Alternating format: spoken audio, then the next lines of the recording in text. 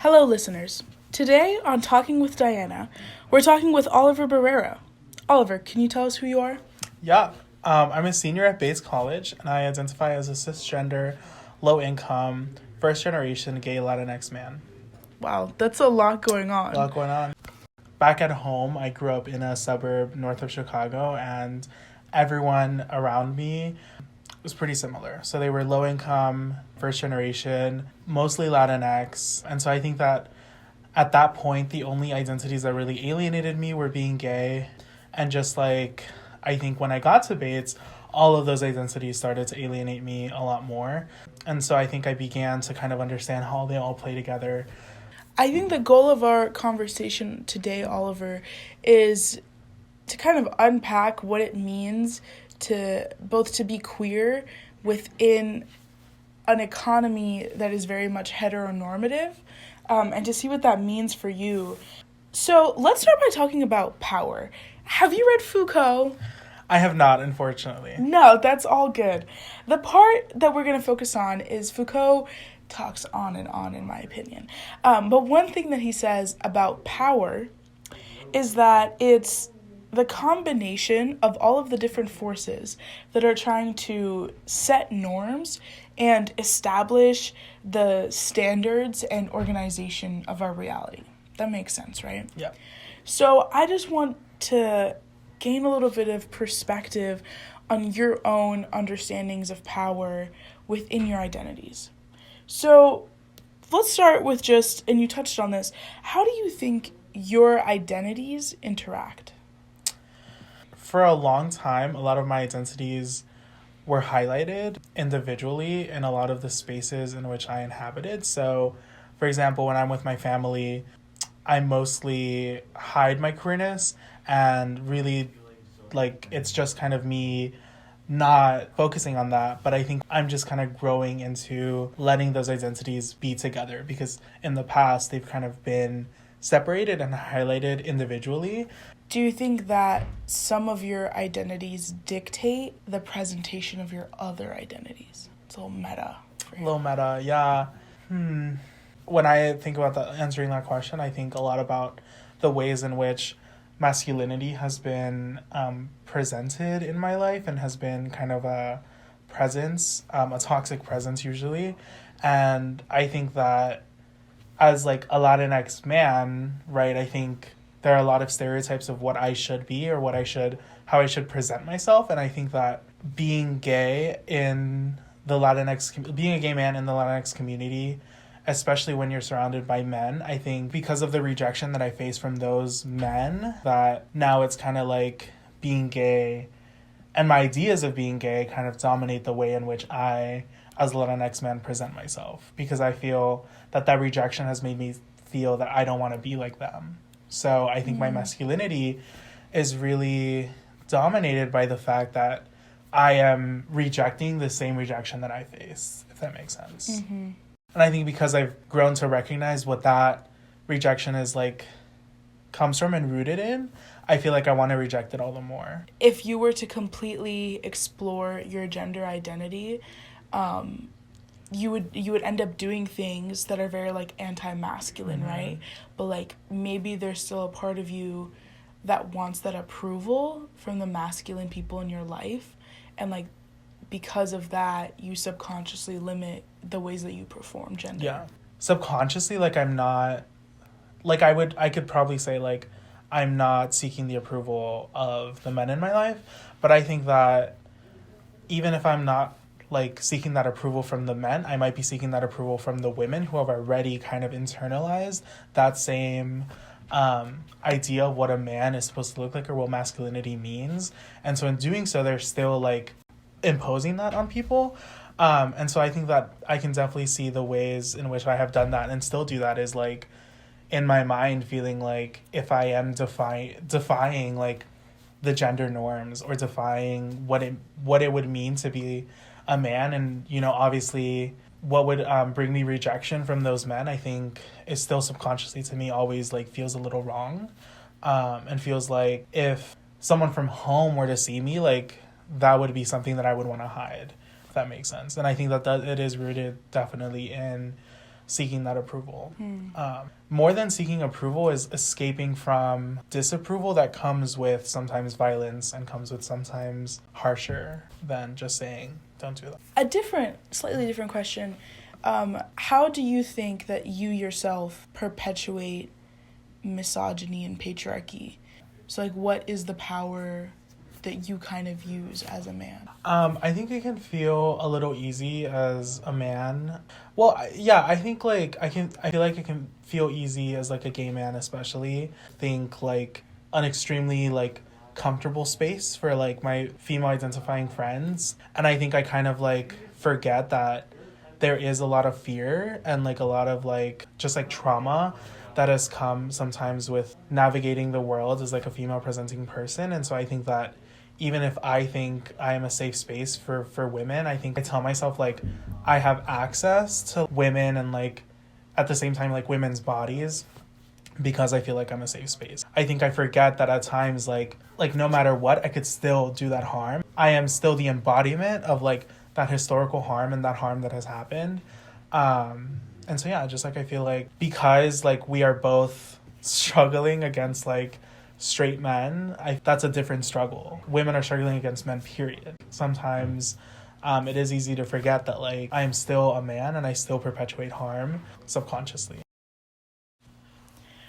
Okay, Oliver, so we're gonna switch over ideas to one that I really like, which is called the art of queer failure.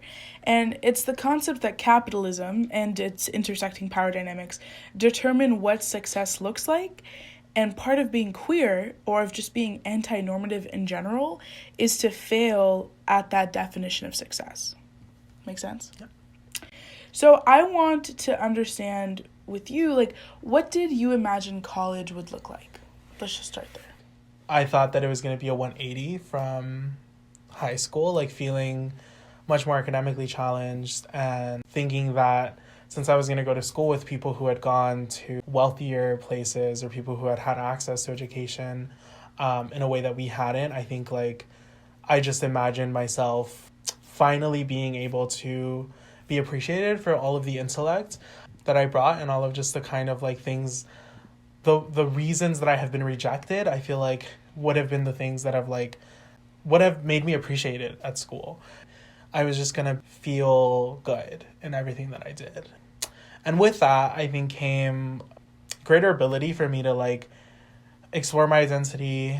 I wasn't like closeted to my friends at school, but I think I was just like, had never really explored what it meant to be gay for me. And so I knew I wanted to like come and wear makeup and do everything that I feel like I had just like thought about. And just like also the things that I had seen in the media was like how gay men are supposed to be. And I feel like I wasn't that. And so I think it was just going to be the time for me to really come and connect with my identity. Do you think that you've failed to a certain extent the normative expectations of being a college male? What do you think those expectations are? That is very tough. I think like what I'm thinking about is really this rich white man who is just going to leave school with this like 10-year plan. And also with that, like having had experiences of just doing things that bring him joy. Mostly everyone is white and straight. Supposedly. Supposedly. People come to school to study and like to, you know, like get a degree. But I think also they come with this idea that you're maybe going to find a husband and a wife, or you're maybe going to find someone who will connect you to this career that you're always going to like do forever. And I think a lot of that access comes from like, if I have a partner whose parents like have friends or who can connect me, like I think a lot of that comes from like being white and straight. Do you think that you've failed normative expectations of being a college male? Well, I think for one, my career path isn't necessarily set. I think a lot of it will come with what opportunities will come next. But also, I think my motivation is different. I think for a lot of people who come to Bates, like, they just get to be students and get to just live after, like, graduating, and that comes with, like, pursuing a passion, or yeah, just pursuing a passion. And I think for me, like, a lot of what motivates me in finding a job is, like, how am I going to support my family after graduating, or how am I going to build the generational wealth that I feel like I didn't have. And so, like, a lot of my motivation is just, like, surviving, and I think for a lot of people, like, that isn't the case. And so in that way, I feel like I haven't really fit into a normative, like, college student. Is just this idea of, like, pursuing what makes you passionate is a really, like, exclusive idea, because for a lot of low income students, like, we have to sacrifice a lot of what makes us passionate. Also, just the fact that I really haven't been able to connect with people, you know, romantically in a way that I feel like a lot of people might have been able to. This actually segues us really well into my next question. Do you subscribe to traditional success? Like, you have a family, you have a job, like, you have all those things that we are kind of socialized from a young age to think is what we want. Is that, because you talked a lot about, like, you are trying to move your family into generational wealth and to, like, make up for all the things that you didn't have when you were younger. And I'm just trying to understand, like, what your vision of success looks like. Yeah, so my parents migrated here from Central America, and they thought, I think, leaving El Salvador, like, if I work hard enough, then my children will make something out of this, like, really small opportunity. And so I think I was very much, like, raised on this idea that you are the one who is gonna, like, pull us out, and you are the one who is gonna push forward this family. I think for me, success honestly looks like just not worrying. I think a lot of my life has looked like worrying about rent, worrying about, like, gas, like, worrying about things that we just need to live. And I know that the American dream, you know, what was promoted to people like my parents was obviously a lie, and was obviously just a way to get them to exploit their labor. But I do want a future where me and my family don't have to worry about things like that anymore. And yeah, I think, like, that is what a lot of people at Bates already have. And so I think I just, like, am going towards that. Do you think you have to give up any part of yourself to achieve your vision of success? I think so. I think I have given already a lot of myself. I always, like, associated fulfilling with fulfilling something that was missing on my resume, or fulfilling something that, like, could help me in the career. And I think I never saw it as, like, fulfilling in a way in which it could be fulfilling personally.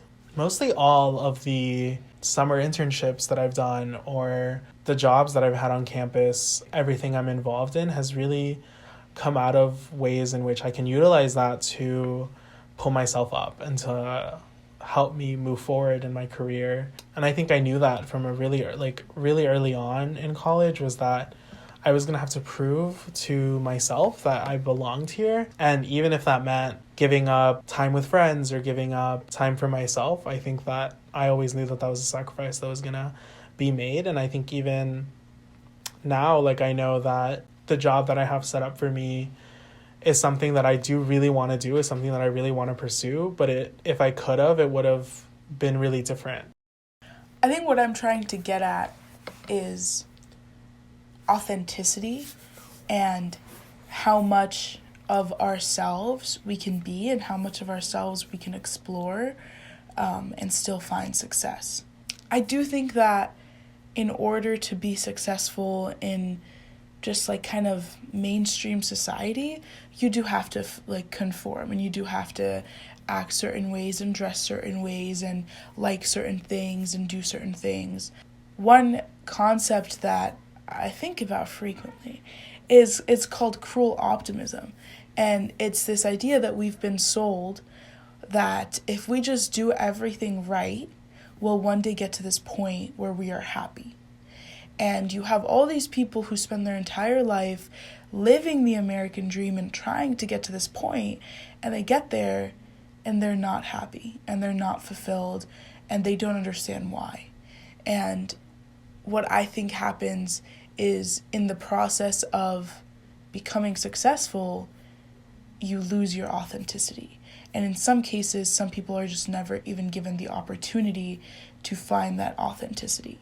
And I think a challenge that we face as first-generation students who are trying to move their families into generational wealth is finding the balance between what do I give up and what do I refuse to give up, and how do I enact my own resistance to these oppressive systems. I feel like we do give up a lot of ourselves. A lot of my resistance at Bates to things like that was just like saying, I'm done with this thing. Can you give us an example? Yeah, like last semester, I was the president of Latinos Unidos at Bates, and it was a lot. And like stepping away from that position was really good for my mental health, and it was really good for the ways in which I was feeling stressed, and now I'm not. But I still feel like I kind of gave up this like ability to continue building community at Bates. And so I think it was like this like really, really like tension is like, I really need this time for myself. But also like I really, really want to build community and like really, really want to be there for people who don't feel like they belong here. And I think that was the first thing that went. That was the first thing that dropped, because it wasn't a moneymaker, if that makes sense. It was like really easy for me to say, oh, I can just let that go because that's not going to bring me any like benefit. Like, because the benefit that was coming out wasn't like monetary, if that makes sense. And so I agree. I think there's a lot of privilege in being able to say no. Yeah. And being able to question how your life plays into capitalism, Yeah. you know? Yeah. But some of us, we don't have that option. Yeah. Because we don't, if we do ask those questions, maybe we don't have a place to live, and we don't have food, and we don't have the basic necessities that we would like, that we need.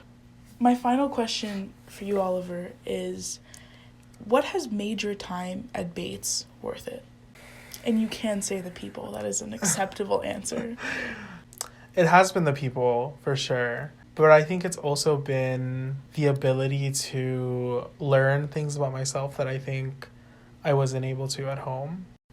And I remember joking, like, being, like, a night before we were going to go out, and I wanted to wear makeup that night, and we needed to go into Auburn for something, and I was like, I'm not going to put makeup on yet because I don't want to get hate crimes. And, you know, jokingly, that's, like, cool. But, like, on the serious note, it's, like, I think what has made it worth it was, like, through all of that and through all of just the kind of, like, bullshit of, like, of feeling super othered here was just the ability to say, like, actually, like, it doesn't matter where I am, like, I'm gonna be the other either way.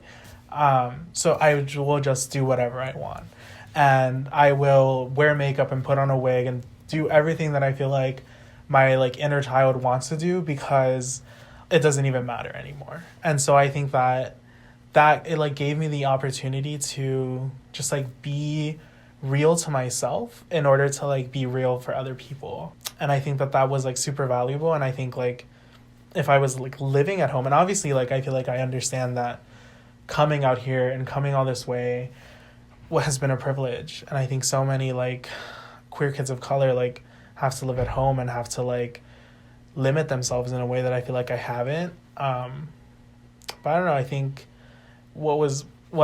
leaving school, like, I think what was worth it was that I grew to, like, find this carelessness that I think it makes me, like, just be myself. And I think that's queer failure.